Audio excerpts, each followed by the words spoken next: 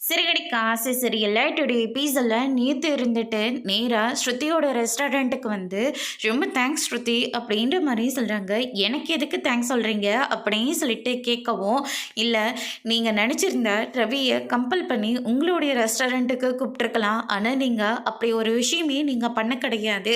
அது மட்டும் இல்ல, ரவி என் கூட இருக்கிறதுனால தான் இப்ப கோயம்புத்தூர்ல நடக்கப் போற காம்படிஷன்ல எங்களோட ரெஸ்டாரண்ட்டும் செலக்ட் ஆயிருக்கு. அதுக்கு காரணமே ஒரு வகையில நீங்களும் தான் அப்படின்ற மாரி சொல்லிறாங்க.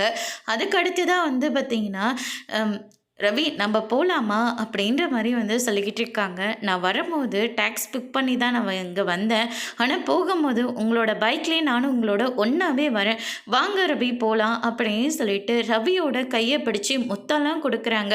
ஹக் பண்றாங்க. என்னென்னமோ பண்ணிக்கிட்டு இருக்காங்க. ஸ்ருதி இதெல்லாம் பார்த்த உடனே ரொம்பவே கோவப்படுறாங்க. கூடவே சேர்ந்துக்கிட்டு ரவி இருந்துட்டு, ஐயோ! இவ முன்னாடி இப்படியெல்லாம் வேற பண்ணிக்கிட்டு இருக்காளே! அப்படின்னு சொல்லிட்டு, அதுக்கு ரவி வந்து ரொம்பவே டென்ஷன் ஆகுறாங்க. அதுக்கு அடுத்ததா வந்து பார்த்தீங்கன்னா, நம்ம குமார் இருந்துட்டு, எனக்கு என்னமோ இது தப்பா போய் முடியும் போல இருக்கு. எனக்கு நீது மேடம பத்தி ரொம்பவே நல்லா தெரியும். அவங்க நெனச்சது நடக்கணுன்றதுக்காக அவங்க என்னெல்லாமோ பண்ணிக்கிட்டு இருக்காங்க. அதனால நீங்க ரவி சார நம்ம ரெஸ்டாரண்ட்டுக்கு கூப்பிட்டுக்கிறது தான் எல்லா விதத்துலயும் சரியா இருக்கும். அப்படின்ற மாரி சொல்லிறாங்க. அந்த நீத்துவோட இன்னொரு முகத்த ரவி இன்னும் பார்க்கல. பார்த்தா கண்டிப்பா அவனே அந்த ரெஸ்டாரண்ட்ட விட்டு வெளியே வந்துருவான். எனக்கு அந்த நீத்து மேல நம்பிக்கை கிடையாது. ஆனா என் ரவி மேல எனக்கு நெறையவே நம்பிக்கை இருக்கு அப்படின்னு சொல்லிட்டு நம்ம ஸ்ருதி ஒரு பக்கம் சொல்லிக்கிட்டு இருக்காங்க. அதுக்கு அடுத்ததா வந்து பார்த்தீங்கன்னா, இந்த நீத்து ரொம்பவே ஓவரா போயிட்டுருக்கா. அவ ஆட்டத்துக்கு ஒரு முற்றுப்புள்ளி வைக்கணும் அப்படின்னு சொல்லிட்டு நம்ம ஸ்ருதி ஒரு பக்கம் நினச்சிக்கிட்டு இருக்காங்க. அதுக்கு அடுத்து தான் வந்து பார்த்திங்கன்னா, நம்ம முத்து இருந்துட்டு நான் கொஞ்சம் வெளியில் போயிட்டு வரேன்னு சொல்லிட்டு கிளம்புறாங்க. ஆனால் அதுக்குள்ளே நம்ம ரோகிணியோட அம்மா வீட்டு முன்னாடி வந்து நிற்கிறாங்க. "வாங்கம்மா உள்ளே வாங்க" அப்படின்னு சொல்லிட்டு அண்ணாமலை வந்து கூப்பிட்றாங்க. வந்த உடனே அந்த அம்மா வந்து அழுந்துட்டுருக்காங்க.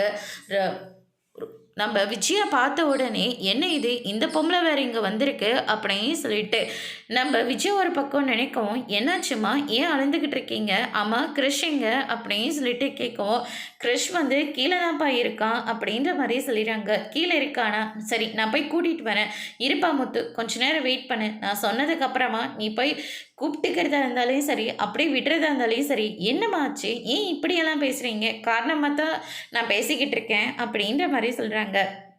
அதுக்கு அடுத்ததா வந்து பார்த்தீங்கன்னா, அண்ணாமலை இருந்துட்டு, "என்னாச்சும்மா? உங்க முகமே சரியில்ல. ஏதாவது பிரச்சனையா?" அப்படின்னு சொல்லிட்டு கேட்கவும், "பிரச்சனை தான் ஐயா. என் பொண்ணு எங்க எல்லாரையும் விட்டு போயிட்டா" அப்படின்ற மாரி சொல்றாங்க. "என்ன சொல்றீங்க? அங்க நடந்த கார் ஆக்சிடென்ட்ல என் பொண்ணு செத்து போயிட்டா" அப்படின்ற மாரி சொல்லிறாங்க. அவங்க ஃப்ரெண்ட்ஸ் எல்லாருமே சேர்ந்து அவள அடக்கம் கூட பண்ணிட்டாங்க. என்னால அங்க போக முடியல. போனாலும் வேஸ்ட்டு தான்னு சொல்லிட்டாங்க. அதனால என்னால போக முடியல. கிறிஷும் அடிக்கடிக்கு அம்மா எங்கன்னு சொல்லி கேட்டுக்கிட்டே இருந்தான். சாமி கிட்ட போயிட்டான்னு சொன்ன உடனே அவனுக்கு இப்போ புரிஞ்சுக்கிற வயசு தானே. அதனால் அவனே நினச்சி வருத்தப்படுற அளவுக்கு வந்துட்டான். ஆனால் இப்போ அம்மா இல்லைன்னு தெரிஞ்ச உடனே நான் முத்து ஆண்டிக்கிட்டேயும் மீனாவோட பேரையும் தான் சொல்லிக்கிட்டு இருக்கான் அப்படின்ற மாதிரி வந்து சொல்லிக்கிட்டு இருக்காங்க. அதுக்கு அடுத்து தான் வந்து பார்த்தீங்கன்னா, "நீங்கள் எதுக்காகவும் கவலைப்படாதீங்க. உங்கள் பொண்ணு இறந்து போயிட்டான்னு சொல்கிறீங்களே, எனக்கே ரொம்ப கஷ்டமாக தான் இருக்குது" அப்படின்னு சொல்லிட்டு விஜயா வந்து சொல்லிடுறாங்க. "மீனா, முத்து நீங்கள் தான் எனக்கு பெரிய உதவி பண்ணணும். கிருஷ்ண நீங்கள் கொஞ்ச நாளைக்கு பார்த்துக்கிறீங்களா? அதுக்குள்ளே நான் ஊரில் இருக்கிற சொத்து எல்லாத்தையும் விற்று கிருஷுக்கு நான் கொடுக்க வேண்டியது எல்லாத்தையும் நான் கொடுத்துட்றேன். நானும் இன்னும் எத்தனை காலத்துக்கு இருப்பேன்னு எனக்கு தெரியாது. இருக்கிற வரைக்கும் கிருஷுக்கு ஒன்றாகாம அவனை நல்லபடியாக நான் பார்த்துக்கணும்" அப்படின்ற மாதிரி சொல்லிடுறாங்க. "நீங்கள் இதை பற்றியும் கவலைப்படாதீங்க. கிருஷி எங்கள் வீட்டு பிள்ளை மாதிரி நாங்கள் பார்த்துக்குறோம்" அப்படின்னு சொல்லிட்டு அண்ணாமலை வந்து சொல்லிடுறாங்க. அதுக்கு அடுத்ததான் நம்ம மனோஜ் இருந்துட்டு, "இது எப்படி சரியாக வரும்? ஏற்கனவே அந்த பையன் ஸ்கூலில் பெரிய பிரச்சனை பண்ணி சீர்திருத்த பள்ளிக்கு போகிறதா இருந்தான். ஆனால் இப்போ இந்த வீட்டுக்குள்ளே வந்தால் இன்னும் பெரிய பிரச்சனையெல்லாம் வரும். அதெல்லாம் ஒன்றும் வேண்டாம்" அப்படின்ற மாதிரி சொல்லிடுறாங்க. "அவன் என்ன நிலைமையில அந்த இடத்துக்கு போகலான் இருந்தான்னு உனக்கு தெரியும் தானே? தெரிஞ்சு ஏன் இப்படியெல்லாம் பண்ணிகிட்ருக்க? கொஞ்ச நேரம் நீ அமைதியாக இருந்தேன்னா அதுவே போதும்" அப்படின்ற மாதிரி சொல்லிடுறாங்க. "அவன் இந்த வீட்டோட மூத்த பையன். அவனுக்கு என்ன பேசணும் பேசக்கூடாதுன்னு அவனுக்கே நல்லா தெரிஞ்சிருக்கு. ஆனால் நீ தேவையில்லாமல் பண்ணிகிட்ருக்க" அப்படின்னு சொல்லிட்டு விஜய் இருந்துட்டு மனோஜுக்கு சப்போர்ட் பண்ணி முத்துவை கீழே மட்டமாக தட்டுறாங்க. அதுக்கு அடுத்து தான் அண்ணாமலை இருந்துட்டு, "போகும்போது யாரும் வீட்டை தூக்கிட்டு போகிறது கிடையாது. தேவையில்லாமல் நீ பேசிகிட்டு இருக்காத விஜயா, நீ பேசுறது ரொம்ப பெரிய தப்பு அப்படின்ற மாதிரி சொல்லிடுறாங்க. நான் என்னங்க பண்ணேன், இங்கே பாருங்க, நீங்கள் பண்ணுறது எல்லாமே தப்பு தாங்க. யாரும் ஒரு பையனை கூட்டிகிட்டு வந்து நம்ம வீட்டுக்குள்ளே வச்சு வளர்க்குறது ரொம்ப தப்புங்க. அவன் யாரும் ஒருத்தலாம் கிடையாது. நம்ம கூட இருந்தால் அவன் கொஞ்சம் பெட்டராக ஃபீல் பண்ணுவான். ஏற்கனவே அம்மாவை இழந்திருக்கான். இந்த மாதிரி நேரத்தில் நம்மளும் அவன் பக்கத்தில் இல்லைன்னா அவன் ரொம்பவே கஷ்டப்படுவான் அப்படின்ற மாதிரி சொல்லிடுறாங்க. அதுக்கு அடுத்து தான் முத்து இருந்துட்டு, அப்பா நான் போய் கிருஷை கூட்டிகிட்டு வரேன்னு சொல்லிட்டு போய் கிருஷை கூட்டிகிட்டு வரேங்க தாத்தா அப்படின்னு சொல்லிட்டு, எப்படி இருக்கீங்க தாத்தா, நீங்கள் நல்லா இருக்கீங்களா தாத்தான்னு சொல்லிட்டு அண்ணாமலை கிட்ட கேட்கவும், நான் ரொம்ப நல்லா இருக்கேன்ப்பா, நீ நல்லா இருக்கியா அப்படின்னு சொல்லிட்டு அண்ணாமலையும் விசாரிக்கிறாரு. அதுக்கு அடுத்து தான் வந்து பார்த்தீங்கன்னா, நான் ரொம்ப நல்லா இருக்கேன் தாத்தா.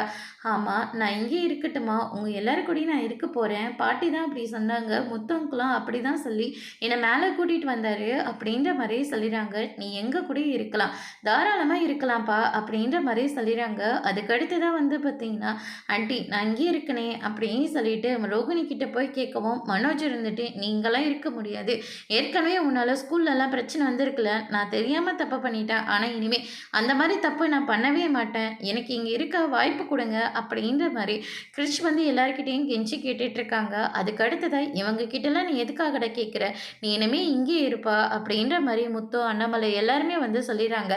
அதுக்கு அடுத்து தான் வந்து பார்த்திங்கன்னா, ரொம்ப நன்றிப்பா, நான் ஊருக்கு போயிட்டு என்னால் எவ்வளோ சீக்கிரம் அந்த வேலையெல்லாம் முடிக்க முடியுமோ அவ்வளோ சீக்கிரம் நான் அந்த வேலையெல்லாம் முடிச்சுட்டு நான் இங்கே வந்துடுறேன் அப்படின்னு சொல்லிட்டு அங்கேருந்து கிளம்புறாங்க.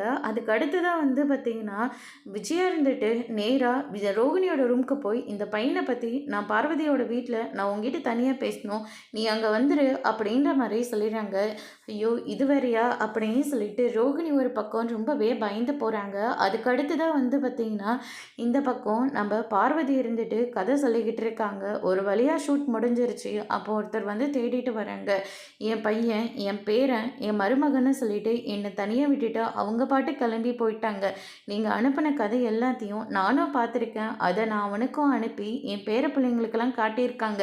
என் பேர பிள்ளைங்களும் எங்களை நான் பாட்டிக்கிட்ட போகணுன்னு சொல்லி ரொம்ப அடம் பிடிச்சிருக்காங்க. அதுக்கப்புறம் அவங்களே அவங்க செஞ்ச தப்பை உணர்ந்து திரும்ப எல்லாருமே என் கூட வந்து சேர்ந்துட்டாங்க. அதுக்கு காரணமே நீங்கள் 2 பேர் தான். உங்கள் 2 பேருக்கும் ரொம்ப நன்றி அப்படின்ற மாதிரி சொல்லிடுறாங்க.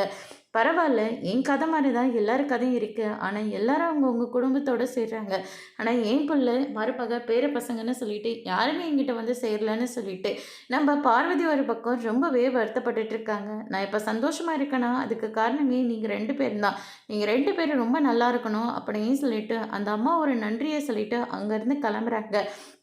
பரவாயில்ல சிவன், நம்மளால் சில குடும்பங்கள்லாம் ரொம்ப சந்தோஷமாக இருக்காங்க அப்படின்னு சொல்லிட்டு பார்வதியும் சிவனும் ரொம்பவே சந்தோஷமாக பேசிக்கிட்டு இருக்காங்க. இது விஜயா பார்த்தோன்னா ரொம்பவே கோவப்படுறாங்க. அதோட இன்னைக்கான எபிசோட் முடிச்சிருக்காங்க. இனி சிறகடிக்க ஆசையில் அடுத்தடுத்து என்னெல்லாம் நடக்க போகுதுன்றதை வெயிட் பண்ணி பார்க்கலாம். தேங்க்யூ.